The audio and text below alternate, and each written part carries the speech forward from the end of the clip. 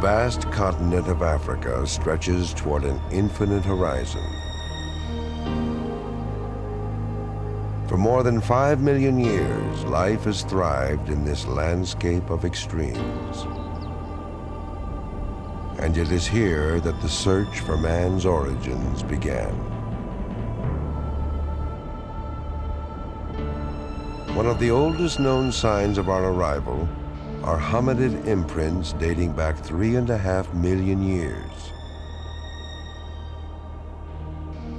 Indelibly set in stone, these age-old footsteps point the way toward our future.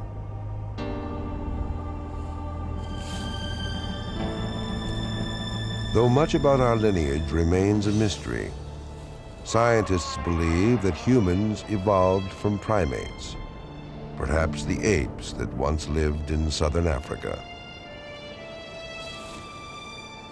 The day our ancestors learned to walk upright was an evolutionary milestone.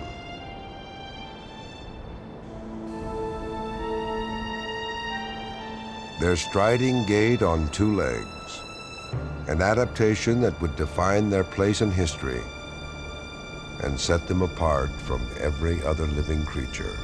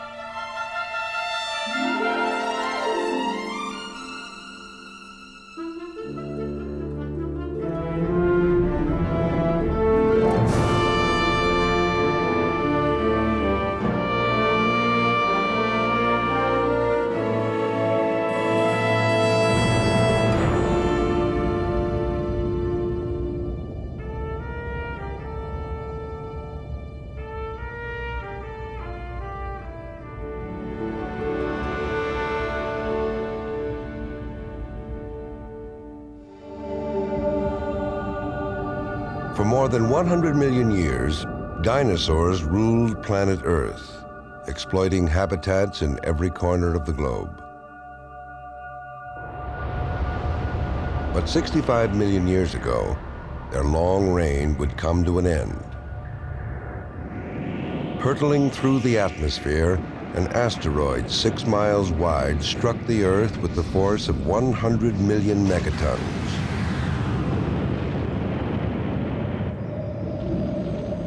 In the wake of this cosmic collision, the planet appeared lifeless. But insects, plants, and some small mammals would survive and repopulate the landscape.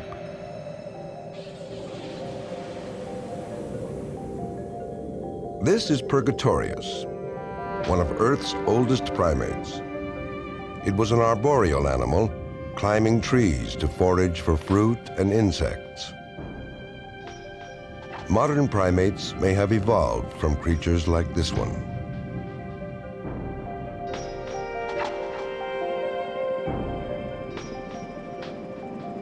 In the era after the dinosaur, the Earth regained its life force, and vast tropical rainforests stood watch over the continent. For hundreds of generations, this lush habitat would nurture new families of primates.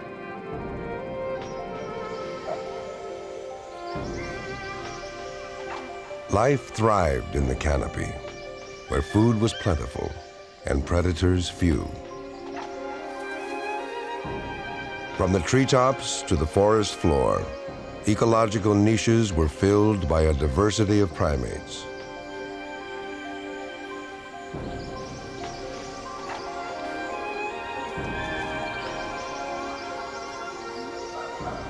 These sumptuous forests may have helped to shape humankind's direct ancestors. Lake Victoria in Kenya, Within its boundaries lies a small island called Rusinga. Over decades, this site has yielded remarkable evidence of human origins, including the partial skeleton of a distant relative dating back 16 million years.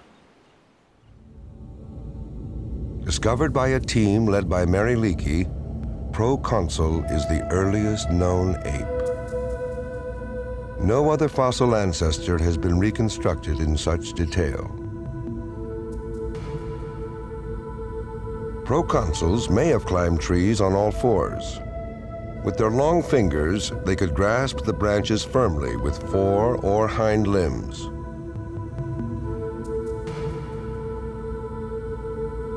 A peculiar feature of Proconsul's teeth was scientifically noteworthy. 5 raised bumps on the broad surface of the molar. This adaptation, unique to anthropoids such as chimpanzees, is also shared by humans.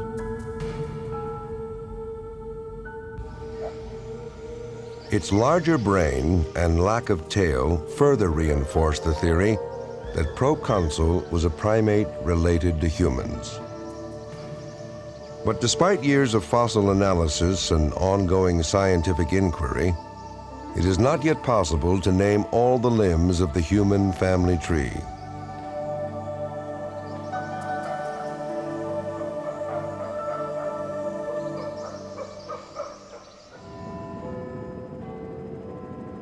That human beings evolved from apes is a commonly held notion today.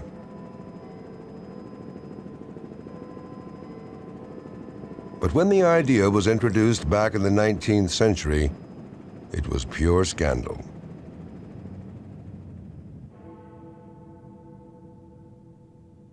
In 1859, Charles Darwin published The Origin of Species, a fiercely debated work that outlined why the plant and animal kingdoms have so many diverse yet similar species.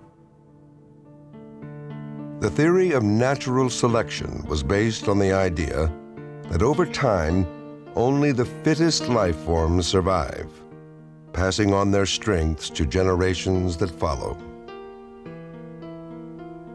12 years later, Darwin would ponder human origins, but could not yet establish a clear-cut link between apes and modern man.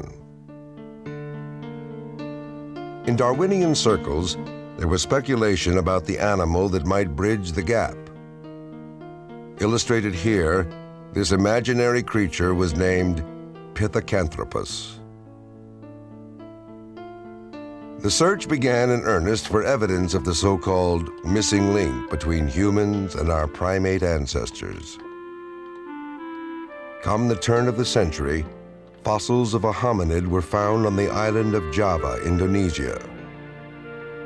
Commonly called Java man, we know this fossil today as Homo erectus, a man-like ape that lived less than 1 million years ago.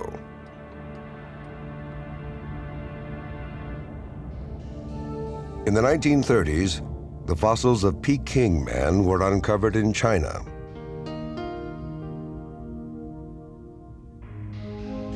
Judging from the shape of their skulls and teeth, both Java man and Peking man looked more like humans than the ancient apes.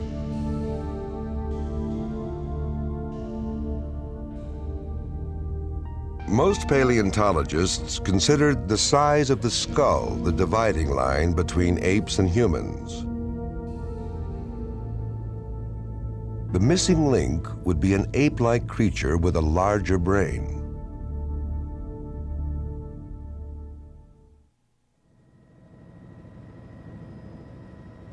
Hadar, Ethiopia, in East Africa's Great Rift Valley. This deceptively barren region boasts one of the richest fossil records on Earth. In 1974, a single specimen unearthed here would yield exciting new information about man's evolutionary past. In this unforgiving landscape, a joint French-American excavation team would find what they'd been seeking for 3 years, a partial skeleton of what was then the oldest known hominid, nicknamed Lucy. Formerly called Australopithecus afarensis, she is some 3 million years old with a small brain about the size of a chimpanzee's. Lucy's small skeleton had ape-like features, strong jutting jaws, long arms, and short legs. But this Australopithecine had a feature unique to hominids. She walked on 2 legs.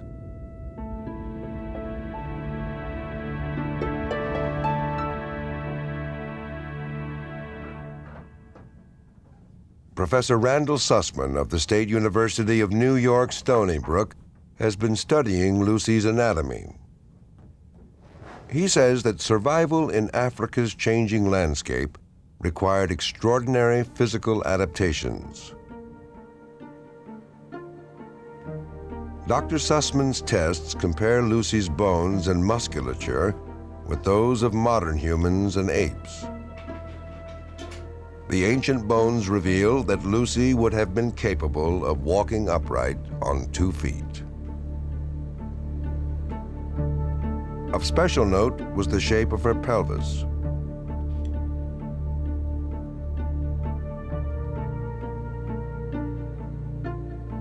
Lucy's hips were wide to support the weight of her internal organs when she stood.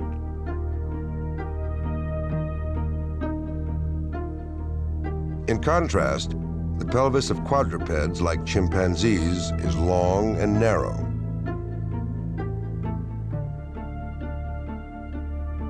Within the spectrum of primates, Lucy's pelvis is more human than ape-like. From the hip joint, the thighs slant inward from the waist toward the knees. This structure would permit stronger legs that could carry more weight, lowering the body's center of gravity and making an upright posture easier to hold.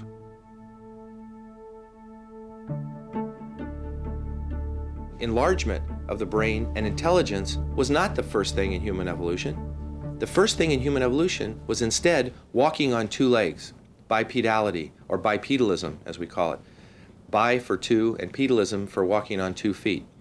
So walking on 2 legs then is seen very clearly in Australopithecus afarensis, but at the same time Lucy and Australopithecus afarensis in general had fairly small, almost ape-like brains, and in fact many other aspects of their skeleton are very primitive as well. So we now have a different conception of what sparked the divergence of apes and humans, and it was walking on the ground on 2 legs. Lucy, the ancient biped, stood less than 3.5 feet tall and looked a lot like the modern pygmy chimpanzee. But she walked upright with a gait not unlike our own.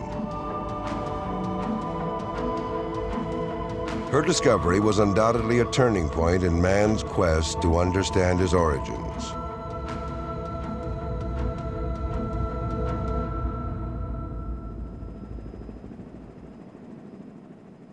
Ancient theaters of evolution. Africa's forests are man's primeval home. They are constant custodians of life, and the only place on Earth that still harbors our nearest kin. These ecosystems, in turn, are preserved by the complex interactions of their inhabitants.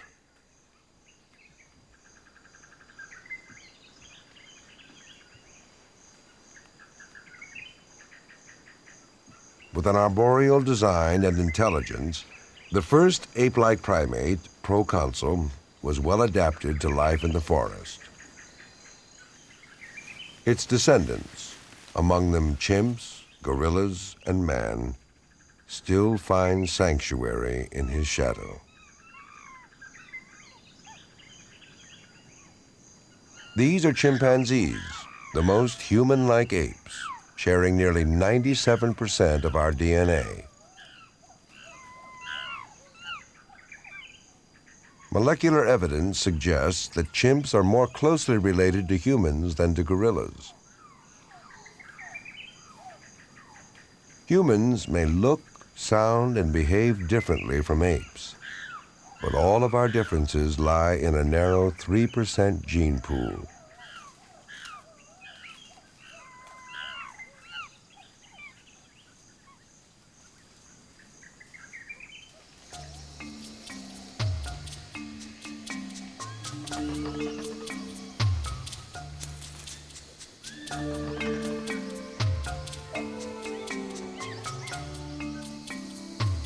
In the remote forests of central Zaire lives another distant relation. Little is known about the bonobo, or pygmy chimpanzee, identified as a species less than a century ago.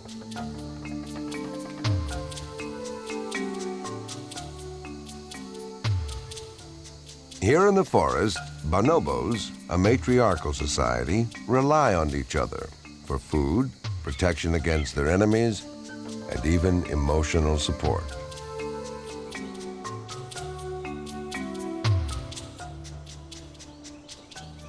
Among the higher orders of primates, bonding has increased the chances of survival.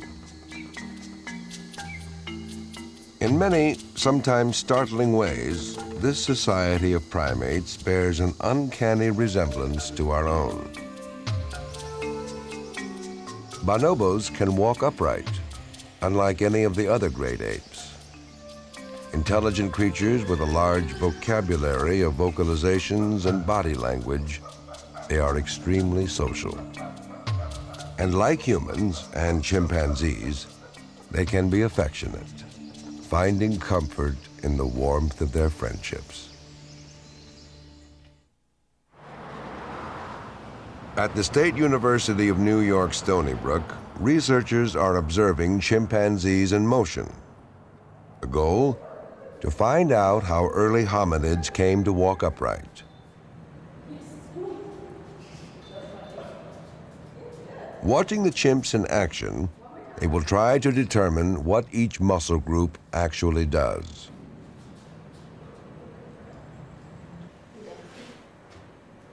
Flexing, rotating, and contracting. The complex muscles attached to the pelvis and thigh bone are carefully tested with the help of electrodes. This exercise shows that the gluteus medius, a muscle at the waist, is essential for controlling the tilt of the pelvis.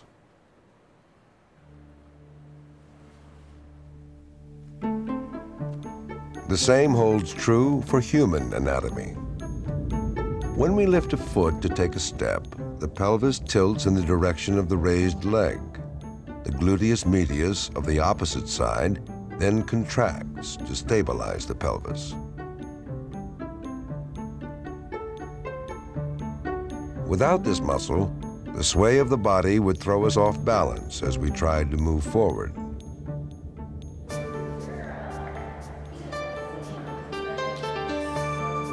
The action of the gluteus medius is examined in active chimpanzees.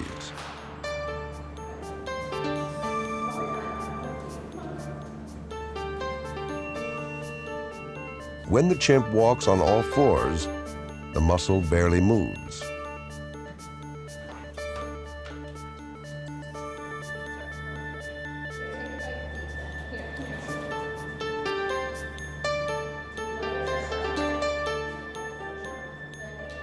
But when it climbs a tree, the muscle activates. Sussman and his colleagues were surprised to find that the gluteus medius serves the same function in both chimp and human anatomy, rotating the thigh and maintaining the balance of the pelvis. But in each species, it plays a different role. In humans, the muscle permits a long-legged stride. In chimpanzees, a range of vertical motion with bent legs.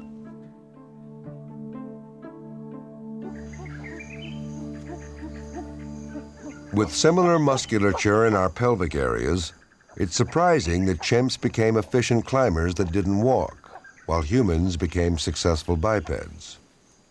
But as the dynamic in the forest changed and apes spent more time on the ground, the anatomy first developed to climb trees gradually allowed some primates to become proficient on 2 feet.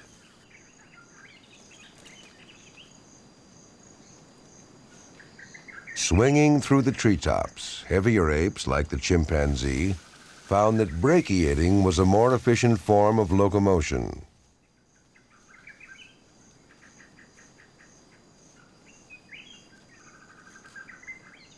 Too large to scamper over higher branches, they would adapt both anatomy and behavior.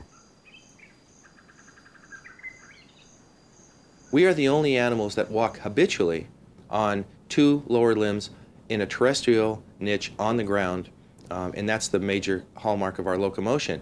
Now, there's many other subtle aspects of our bipedality that make us very efficient and able to walk over long distances without becoming tired. We sacrifice speed and we sacrifice some of the agility of the, say, African apes, our closest relatives, who can scramble up a tree when danger threatens, or can scramble up a tree to get food and then come to the ground at other times. But bipedality, for reasons that we are not even sure today, bipedality conferred a selective advantage on early hominids about 4 to 5 million years ago, and walking on 2 legs became the fashion, became the hallmark of our species. To this day, the cause of this biological rift between the African apes and humans remains unknown. With few fossils to go on, solving the mystery of what transpired when humans and apes parted ways has challenged researchers across the globe.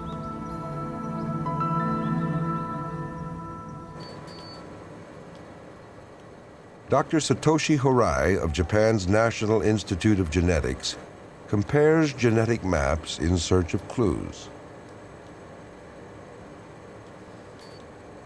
Dr. Hirai found that as the number of generations increase, so do the number of genes that differ in animals that branched off from our primate ancestors.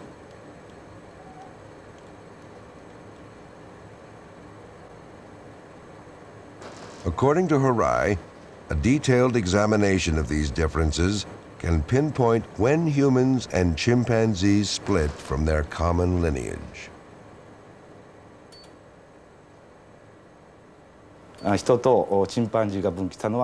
We've estimated when humans and chimpanzees split off from one another.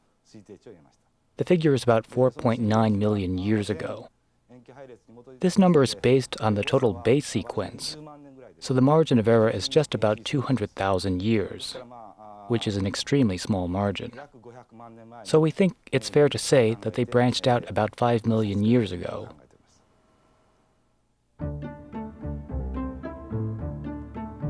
Long after their split from apes like the orangutan and gorilla, both hominids and chimpanzees had followed the same evolutionary roadmap. But their paths may have diverged in the wake of a change some 5 million years ago.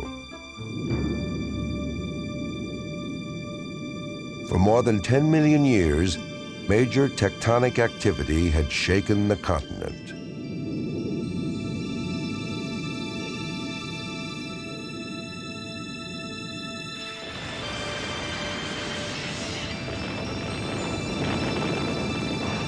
Cataclysm of heroic scale that transformed the African forests.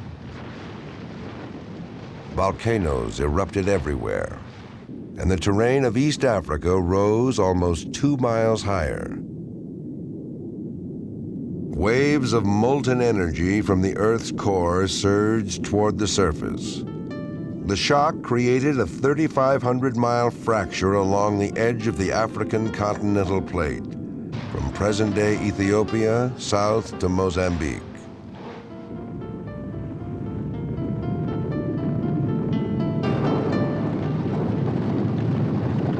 This barrage of tectonic energy dramatically altered the East African landscape, which until then had been blanketed by rainforest. Steep volcanic mountain ranges began to form along the length of the fault. Highlands rose, lowlands fell, and huge new lakes formed in what is now known as the Great Rift Valley.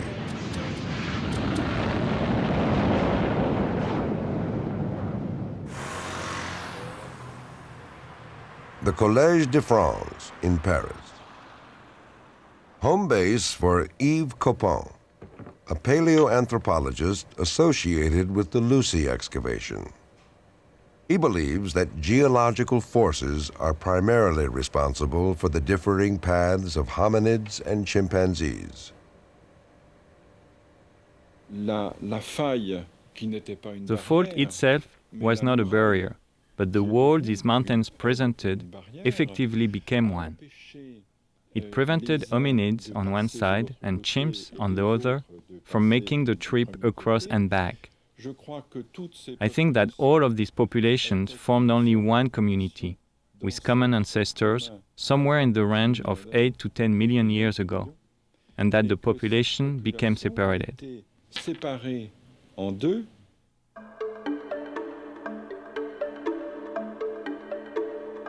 The appearance of this huge natural barrier had many consequences. It may have altered the fates of several species and changed the face of the East African landscape.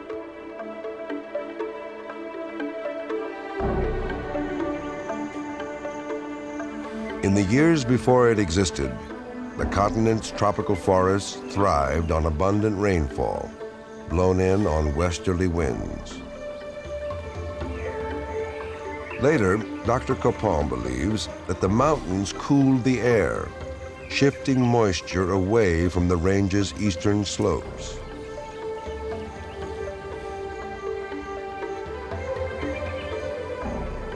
But the rainfall was the lifeline for Africa's tropical forests, and dwindling precipitation eventually caused major changes in the ecosystem as forest gave way to savanna. Though no record of their presence exists, the ancestors shared by hominids and chimpanzees were clearly tree dwellers who had prospered in the once lush forests. Now, they would have to adapt or perish.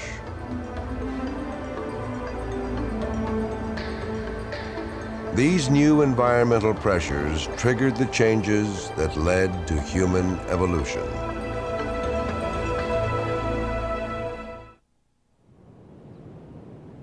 Long ago, one of man's oldest hominid ancestors may have made her home to the east of this rugged Ethiopian range.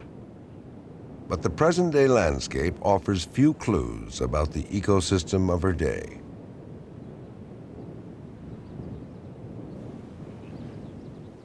What is known is that volcanic rock from the site where Lucy was found contained the pollen of 3-million-year-old plants.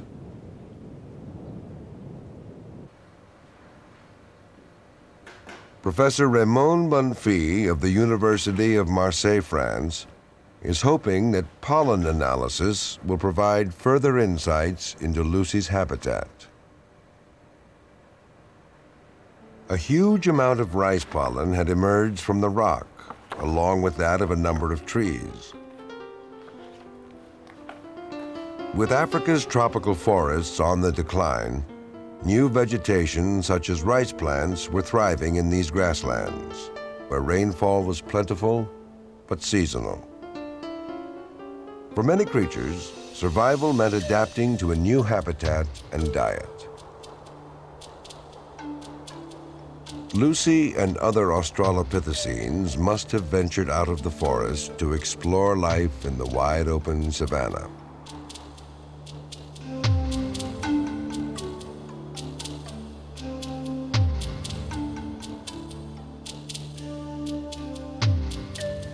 And to the east, between the rift and the Indian Ocean, the forest was declining little by little. Replacing it, during the first phase of the decline, were a patchwork of smaller forest and savanna. There were still forests where hominids walked and also climbed. In the second phase, where the terrain was drier, they walked but no longer climbed.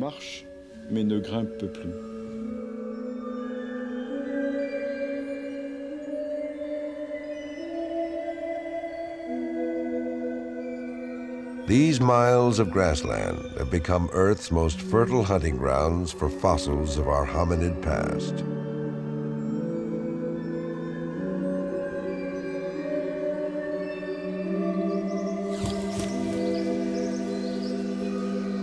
As the forests faded, the animals that remained soon learned that food was more difficult to come by.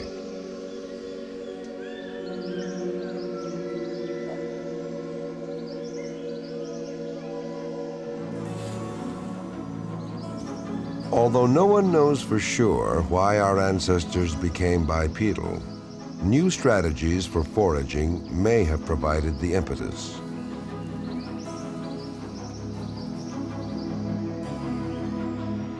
Negotiating the vast African plains would be an evolutionary challenge. With greater distances to travel between food sources, hominids required a more efficient means of locomotion. Walking upright was the bold solution. So different was this evolutionary adaptation that many experts consider it the turning point when the hominid line parted ways with the apes.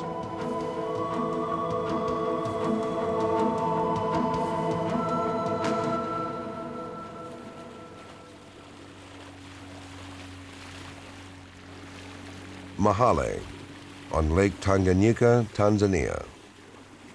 The area is nestled in the western side of the mountains, where deep forests remain. The region is a haven for chimpanzees, our closest living relatives, creatures that did not habituate to walking on two legs. Exploring new and sometimes dangerous territory, our common ancestors may have become bipedal as the need for protection and defense became greater. In the bountiful forests of the Western Divide, life probably continued much like it had for millions of years. Dr. Copon believes that the animals which remain tree dwellers are related to modern-day chimpanzees.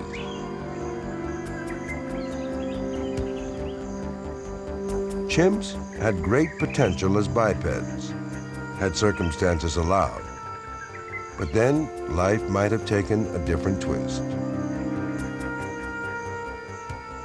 On peut dire, en tout cas, dans l'état actuel des connaissances, one could say, in any case, from what we know now, that if equatorial Africa had remained completely forested, we would still be apes adapted to that forest, swinging happily in the trees.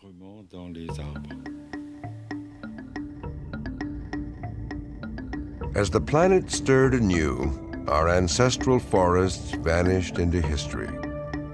In the aftermath, the next act in the evolution of humankind would unfold. Unsuspecting players in an age-old drama, apes would thrive on either side of Africa's Great Divide, their fate sealed by an accident of geography.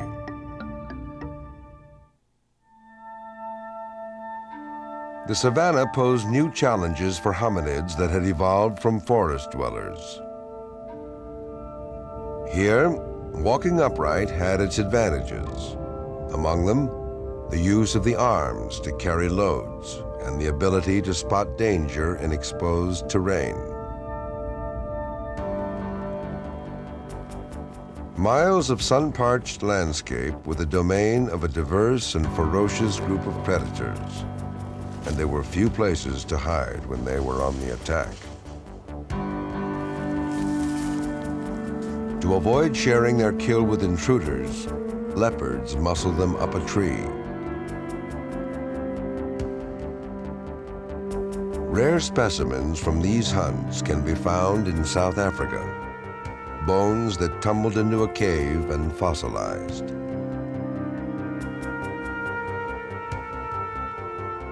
Deer and rabbit are among the most common fossilized remains here.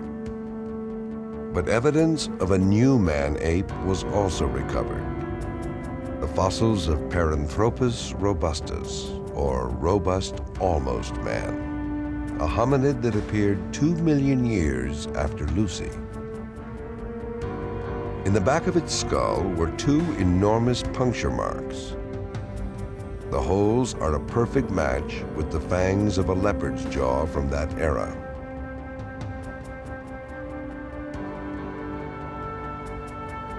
Even solidly built hominids like this one were not immune from attack.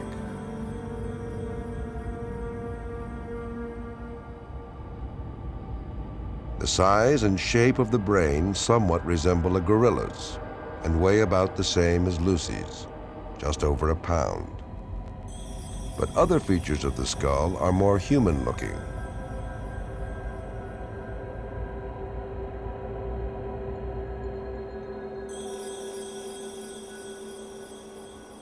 Alongside the ancient hominid, paleontologists recovered artifacts never seen in Lucy's era.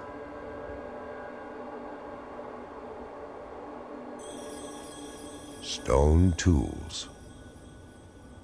The accepted theory is that only after the brain had enlarged and intelligence developed could hominids fashion tools out of stone. But with its still primitive-sized brain, was Paranthropus robustus a toolmaker? For Dr. Sussman, the answer may not lie with the brain, but in the anatomy of the hands. Animals that have this metacarpal head and these added muscles that we find in humans and presumably in these early human ancestors, these animals are able to do what humans and presumably our early ancestors could do, namely pick up an object between the thumb and the fingers, pick up an object with a refined precision grasp. Chimpanzees and gorillas, when they similarly grasp small objects, they grasp them between the edge of the thumb and the side of the index finger in a very less effective precision type grasp. So chimpanzees and gorillas pick up small objects like this. Humans, and presumably our early ancestors who had these additional muscles, pick up small objects not like a chimpanzee, but in a more advanced precision way where the thumb is opposed to the other fingers. So here we have an ape-type precision grasp, and here we have a human-type precision grasp. They're very different, and the two types of grasp reflect this primitive morphology in the case of a chimpanzee, and the more advanced morphology in the case of a modern human or a human ancestor. This is the hand of Paranthropus robustus.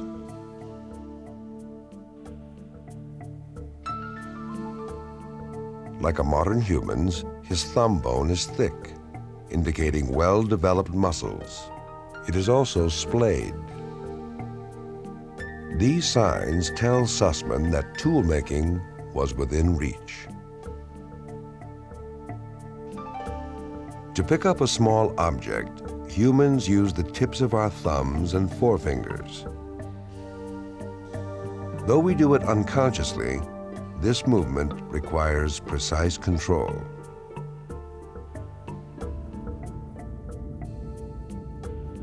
With long, slender hands and a narrow thumb, it's doubtful that Lucy's family were toolmakers, though they may have used them. Their bones look more like chimpanzees than modern humans.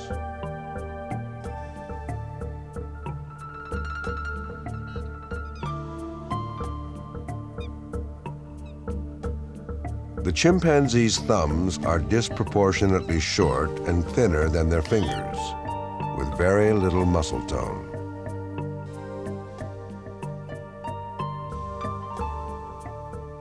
With hands like hooks, chimpanzees are not dexterous enough with their thumbs to retrieve and manipulate small objects, and it's likely that Lucy fared no better.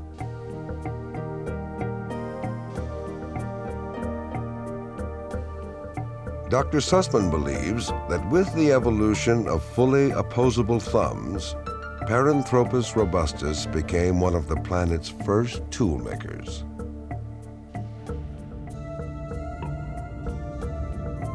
Lucy's arrival 3 million years ago marked a turning point in history. No longer dependent on forelimbs for walking or swinging through the treetops, our hominid ancestors used their hands to gather food, work with tools, and perhaps even to communicate with others.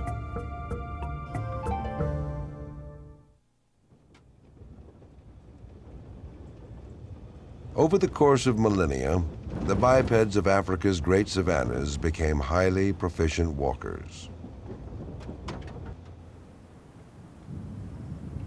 About 1 million years after the appearance of Paranthropus robustus, another hominid had climbed a rung on the evolutionary ladder.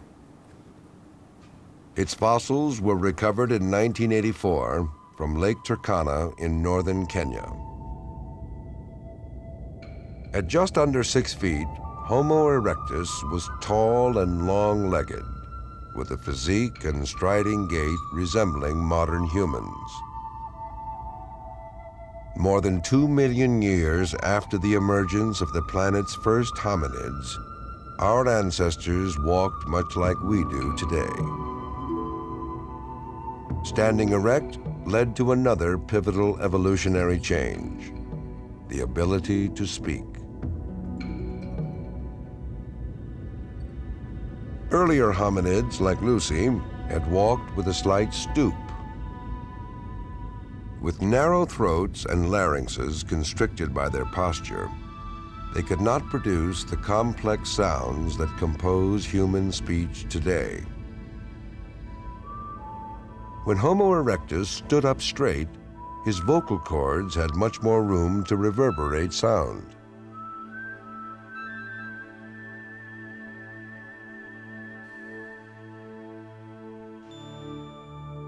This anatomical adaptation would open a new avenue of verbal communication that would revolutionize human development.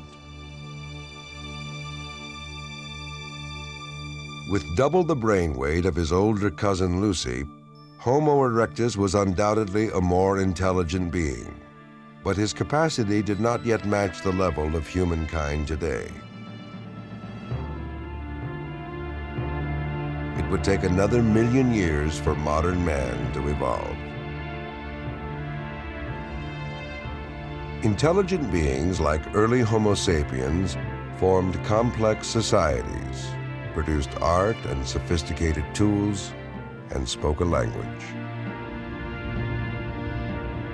They now had the power to shape their future.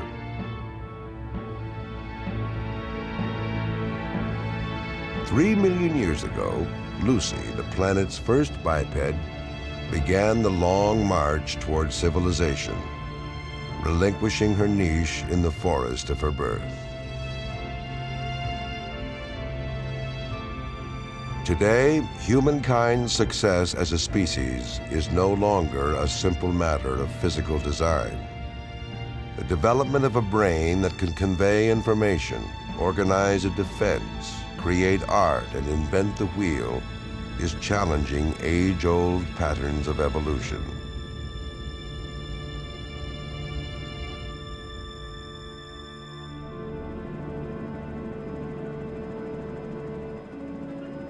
For millions of years, all manner of life took sanctuary in the great forests of Africa.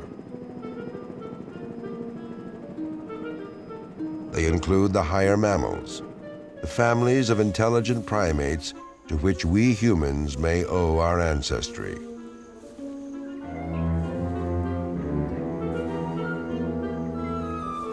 When the Earth shuddered, forcing early hominids to explore new terrain, the changes would reverberate over thousands of generations. Random acts of nature turning man-like apes into ape-like men, and finally into Homo sapiens, the wise human, with the daunting task of living up to its name.